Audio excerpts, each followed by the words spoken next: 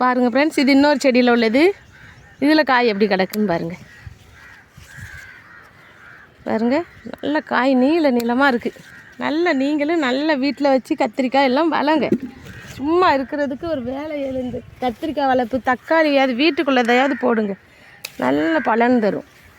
பாருங்க, வெளியே வாங்க வேண்டியதே இல்லை. நம்ம வீட்டிலே முத்து முத்தாக கத்திரிக்காய் கிடக்கு. எவ்வளோ கத்திரிக்காய் இருக்குதுன்னு பாருங்கள். இருக்குல்ல இது கத்திரிக்காய் பாருங்கள், வளர்ச்சி நல்ல உருண்டை உருண்டையாக. பிளாக் பியூட்டி இப்படி ஒரு கத்திரிக்காய்.